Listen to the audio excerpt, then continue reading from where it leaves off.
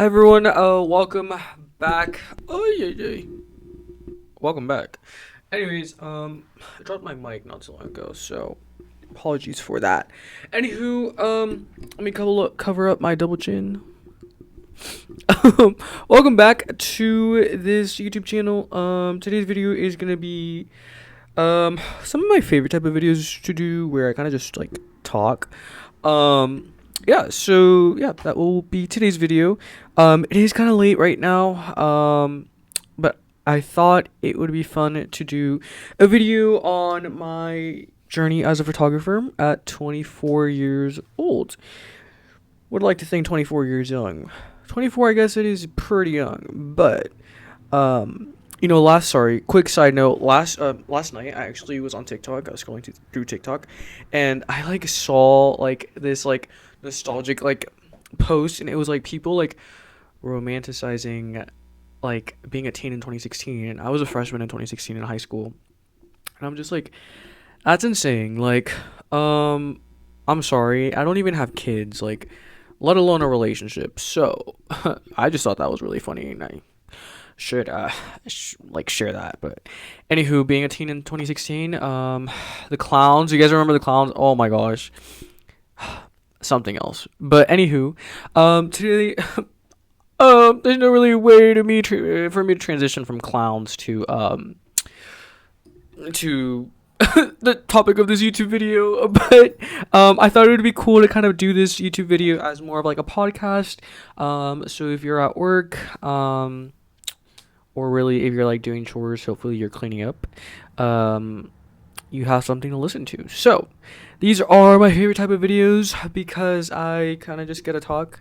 Although I do have some notes on the side so I don't lose my train of thought, which, I mean, yeah, we already know how that's gonna go.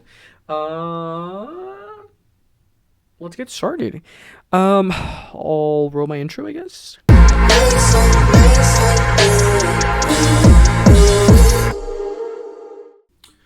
Alright, welcome back.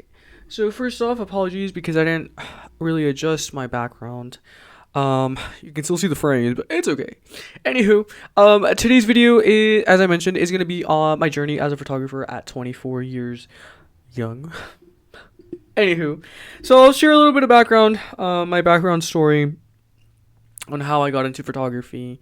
If any of you guys watched my Q&A video, shared a little bit on how I got into photography, my really early shoots, and inspiration overall. I will be completely honest. Damn, I need to go tan. I'll be completely honest. I don't exactly remember how I got into photography. The first time I picked up a camera, I guess we can say. Like, I'm not gonna romanticize and like say like, oh, I remember when I was like 6 years old and I picked up a camera. Like, unfortunately, I don't have a story like that. So, I will say, however, I have always been attracted to cameras from a young age. So I remember my mom, the very first memory that I have with a camera was when my mom received a camera. I think this was back in 2007. So I'm not good at math, but if we do the math, so 2007, it's currently 2025, so that was 12 years ago. So I was approximately 12. So I do remember my mom received a camera, and I thought it was really cool. Prior to that, I remember when I was in third grade, my dad got me like this little tiny camera. It's still somewhere in my house that was like those keychain style. I don't know. I don't think they have them anymore. But it was like a keychain style camera, and I took it on my field trip, my third grade field trip. To this day, I don't know what happened to those pictures. I don't think they were. It wasn't a digital. It wasn't like a film camera. It was like a digital camera that you had to plug into a USB. So to this day, I don't know where those pictures are. I will have to look through them. Although I've been trying to look for them for like the past 10 years. But yeah, that's really my first memory that I have with a camera.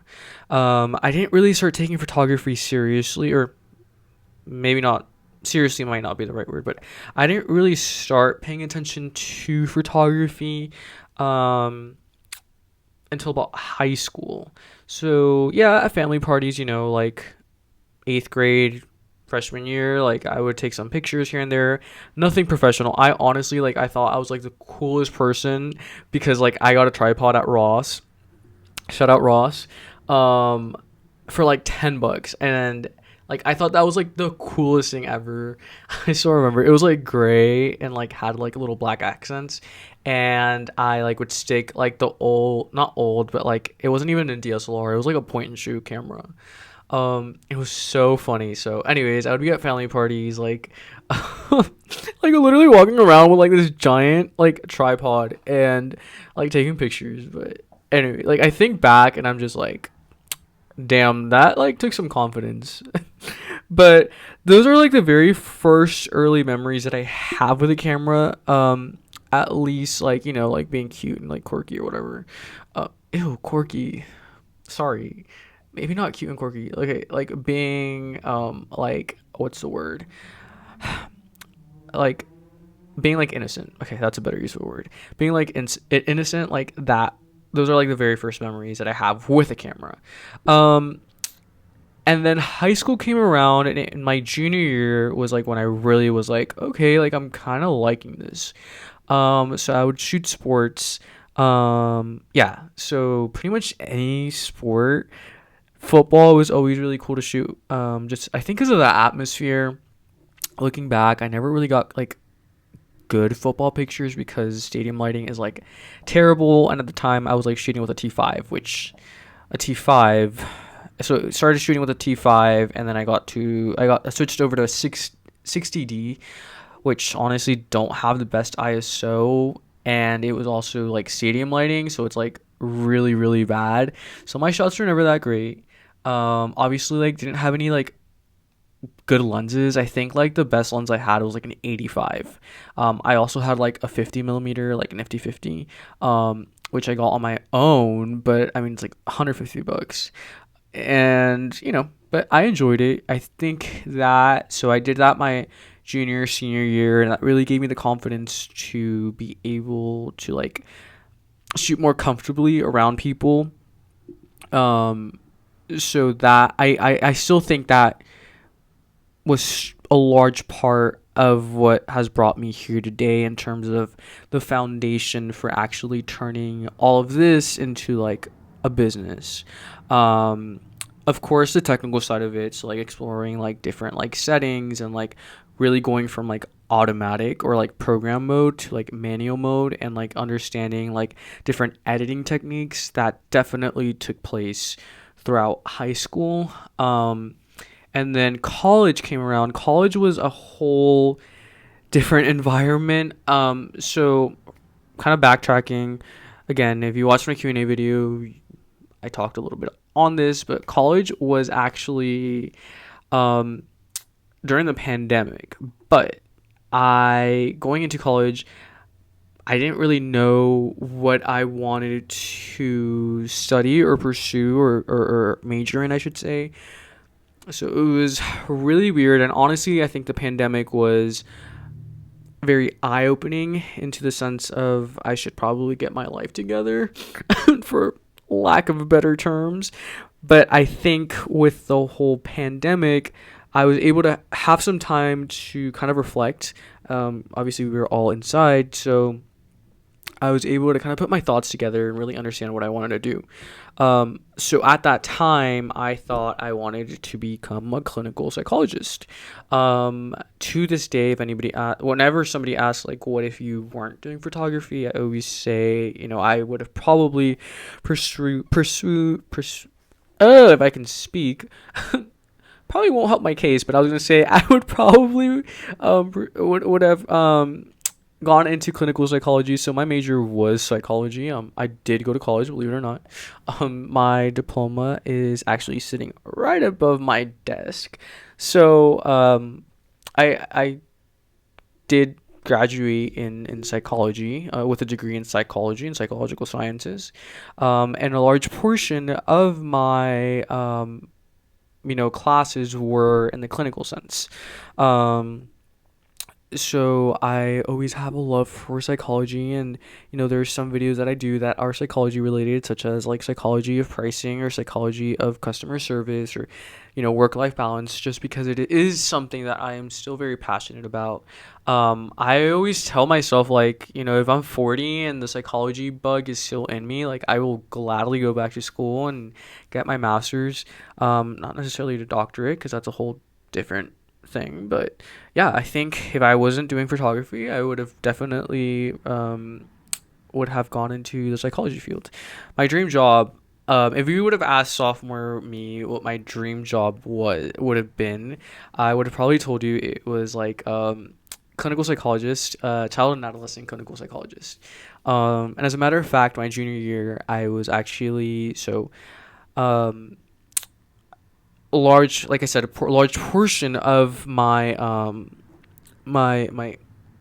classes, my program was on clinical.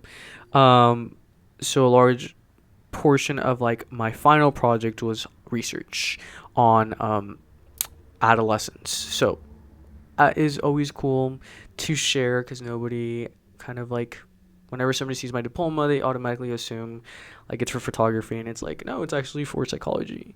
Um, yeah, so a big question that I get of why I chose to pursue photography instead of actually using my degree.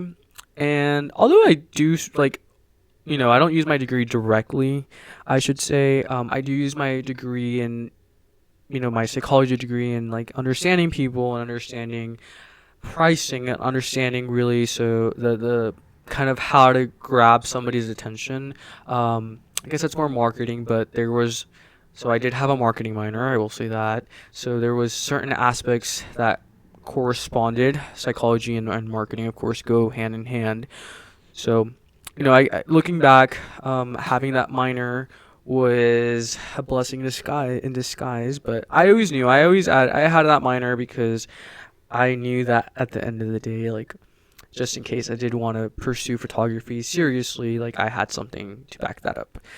Um, yeah, so throughout college, I kept my internships. So I interned with sports. Um, um, Honestly, it wasn't my most favorite internship. That's a whole different video. It wasn't my favorite thing on this earth, but I met a lot of great people, who I still keep in touch with to this day.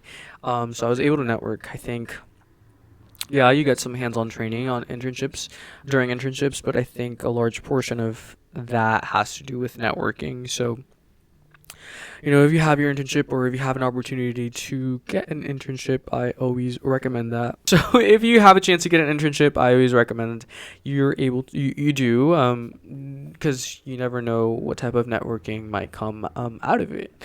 So, kind of transitioning into the challenges of pursuing photography at such a young age.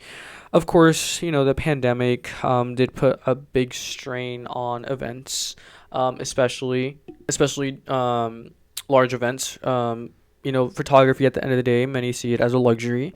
So, of course, luxury services are the first to go when the world is falling apart. So, that was a big challenge in 2020, 2021, 2019. Um, it was a big challenge, and luckily, photography wasn't my main source of income at the time, because I was obviously still in college. So I wasn't pursuing it full time. So I got lucky there, but it definitely opened my eyes into adapting. And I don't mean that because of COVID. I mean that in the sense of the business world. Of course, there's always going to be trends. Of course, there's always going to be different things that people are pursuing during different times, especially with like the world of TikTok. But I always kind of encourage or think of just being able to adapt, not necessarily different trends, but being able to adapt, for example, to different clients, different personalities, different behaviors, and different expectations. Hopefully, you're putting like forward the same hopefully, they don't all have different expectations, but everybody has a different personality. So I definitely have learned to adapt with that. Kind of the challenges of taking photography seriously at 24 is really balancing. My work life balance is not that great, as it's 9:16 and I'm in here on a Friday night. But to be fair, I am going out tomorrow. So, so it's really, a work life balance sort of thing that I've always struggled with in photography. If I'm here, something else is getting sacrificed. At the end of the day, this is entrepreneurship. And entrepreneurship is not exactly a 9 to 5 when you're just starting out. So that is a big challenge for me, being able to have that work-life balance.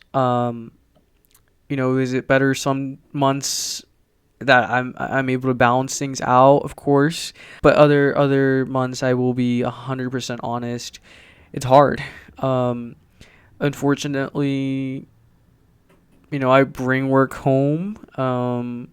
I don't like that, but there's times where I do have to be, it's like 7 o'clock and I do have to edit, or I do have to email someone back because it is something that is important. And as much as I hate saying it, at the end of the day, this job kind of feeds me. So, work-life balance especially at 24, because all my friends, like, I bet you right now, like, I have friends that are like out and about, and it's like, Jonathan, like, do you want to come? And it's like, I do, but like, I just met with clients, but like I said, it's about being able to balance the two. So since I'm in here today, I will not come in here tomorrow, and I will be out tomorrow.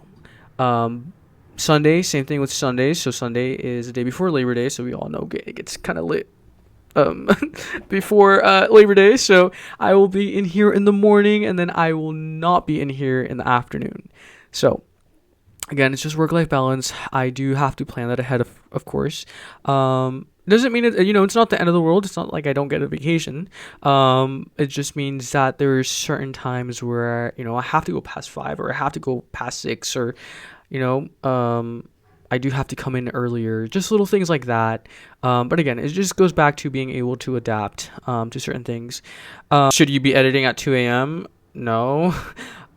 Just because it's entrepreneurship, I don't necessarily think you should be editing at 2 a.m., 3 a.m. Just at the end of the day, you want this to be sustainable. And if you're working 2 a.m., 3 a.m., it's probably not going to be sustainable, and you're going to burn out. So, of course, if you're just starting out, chances are you're working a different job, 9 to 5. So, definitely don't recommend editing at 2 a.m., 3 a.m. That's just my personal take on it. Others may have a different opinion on that, but if you want something sustainable, you don't want your eyes getting used to you editing at 2 a.m., 3 a.m. Alrighty, talking about work-life balance. Sometimes it's. Alrighty. Anyways, talking about work-life balance. My friend just asked me what I'm doing. I am recording a video. Anywho, another big challenge is competition. I am fortunate enough to where I shoot Kansas, and not everyone in San Diego does that. But definitely competition, especially as cameras become more accessible. Not just cameras, but like YouTube videos and social media, and there's different trends going around. Competition is very much alive and very much present. To put it, long story short, how do I get over that competition? Again, it goes back to being able to adapt. So learn a new language, I guess. No, I'm just kidding. Being realistic, it's being able to sell yourself. Okay, just caught myself. Hold on. Maybe not the right words. I would say being able to present yourself in a way that clients will book you. Easier said than done, but honestly speaking, although I do keep an eye on like different competition and like the different photographers that are shooting around me, I don't exactly micro focus on them, or you know, keep like a super duper like checking their Instagram stories like 24/7. Like, no, I feel like a lot of the time, or at least a lot of people, especially with like social media, um, they only show what they want to show. So yeah, I mean, like it could be where somebody's shooting like every weekend sort of thing, but it's like, what about those times that they didn't post anything, or like, you know what I mean? Like it's kind of one of those things where I can't exactly guide myself based on what they're posting, because I don't know how accurate it is. It could be a discounted shoot, or it could be a family member, it could be something that they're doing for free for their portfolio. So, I understand keeping an eye on competition, but I definitely would not be too micro focused on them. I think another big one is being unique, and finding not just your own style, but finding your own pricing. Each business is different, has different operating costs. So, if one photographer is doing a shoot, charging 275 per hour, and another is charging 500, yeah, it might be experience, but it also might be they have different costs, and the way that they built those packages, or their session fees, is based on math. Not necessarily, they don't just come up with a number. I'm sure they do some math in order to figure that out. So, I always suggest, yeah, sure, if you're just starting out, maybe you can like glance at a couple of photographers offerings, but I wouldn't copy it exactly, because that's not, one, that's like weird, and two, or not weird, sorry, not the right use of words, that's not unique. I'm gonna transition into what it's really like at 24. So there's pros and there's cons. Put it that way. So pros, I have energy, although it may not seem like it in this video. I did just have a Coke, so I'm kind of caffeined out. Energy, I will say that when I'm shooting. So I'm able to, I'm not saying that older photographers don't have energy. I'm just saying I'm not burned out yet. So I am still very young. I did start this young, but I am not burned out yet. So that's what I mean when I say I'm young energy. Relatability, sorry, to clients. I am able to relate to a lot of the clients, especially with like quinceañeras or couples, young couples, or like graduates, like college graduates. I just graduated college 2 years ago, guys. So I know what you mean when you make a TikTok reference. So definitely being able to relate to clients, actually like being able to get references to like TikTok jokes that 15-year-olds might be like sharing, although I may not like talk like that. Chat, get it? That was a joke, sorry. Although I may not necessarily be like talking that same slang, I understand it. As I get older, of course, I don't understand what it means, like what the hell you, like, that's just so weird to me. So like there's little things like that, like as I get older, I don't get, but I try to keep up with the slang. Dang, I sound old. Yeah. So another pro is early start in building reputation. Again, because I started this kind of young, at like 16, 17. I have a pretty good portfolio for somebody that's 24, I would say. So it's always nice to kind of have a head start in that sense. If you're just starting out, honestly speaking, that's not a huge issue. It's just more of a sense of like early start in building a reputation. It's not that you can't catch up. It's just I was fortunate enough to have that. So you can always build a portfolio. That's not an issue. Cons. This is a hard one, and one of the biggest ones that I kind of get, or that I kind of share, is people doubting my experience. Because I am so young, because I love joking around often, um, people doubt my experience. I have gotten better at not joking around a lot, but people always, not always, sorry, let me catch myself. People do doubt my experience, um, because I am young. It's not unusual for me to walk into a room and be the youngest person. Although it's gotten a lot better lately. I have gotten a lot better at it. Usually when somebody asks like a hard question, doubting my experience, I am pretty good at giving a more media trained response. Um, Another one is constant learning curve. Excuse me, constant learning curve. I will say like a lot of older photographers have more experience in certain aspects of the field. Um, so I always have to kind of keep up and be able to keep up with them, which is like kind of hard. But it's just little simple things such as like um, training myself as like being able to speak to clients better, being able to, for example, sell myself a little better. So it's always consistently learning new things. That's why I also love this field because I get to always learn. Every photo shoot is different in the sense of like if I'm shooting in the studio, I get to shoot something different, different backdrops, different people, different like poses. So I always like think that's really cool.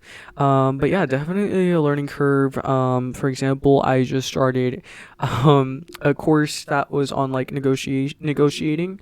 Um, from I think that was like from the University of Michigan. So it's just like little things like that I have to constantly invest in education in order to keep up with other photographers, other older photographers that have more experience in that. Okay, transitioning to behind the scenes of my business. So things that I've built. I started with a 70D camera. And it's kind of turned into this.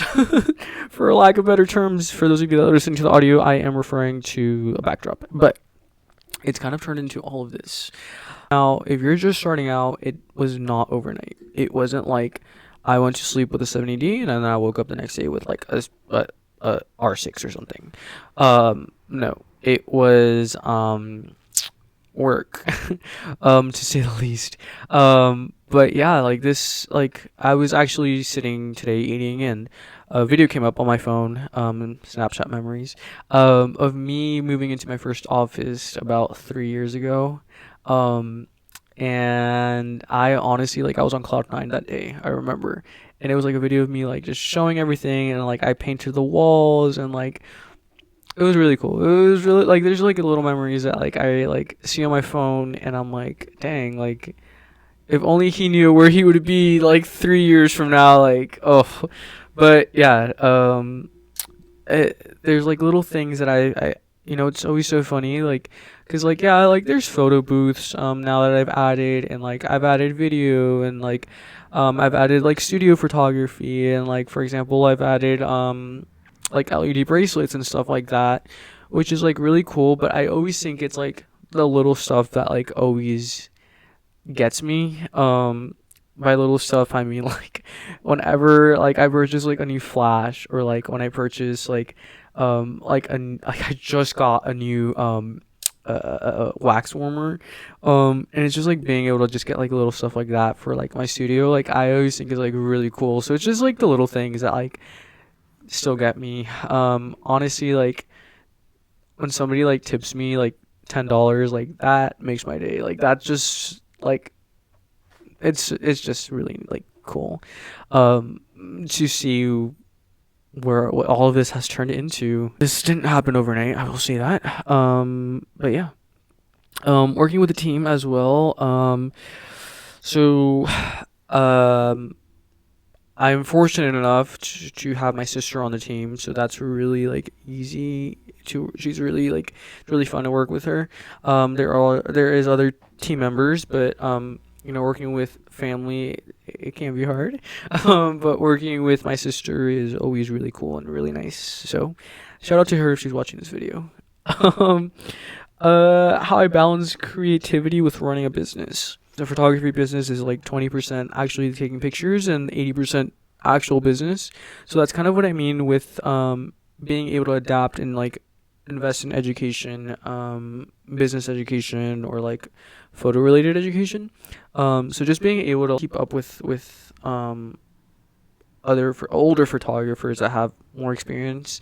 Yeah, so I would say that's really how I balance my creativity with business. Can be hard, but again, it's 20% creativity, 80% business. That's the best way I can put it. Hey, my advice to other young photographers.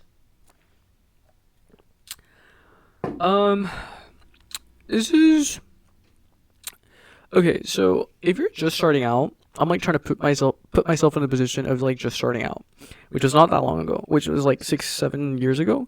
Um, I would say like one, don't compare yourself to like 40-year-old photographers who've been in the game for like 20 years.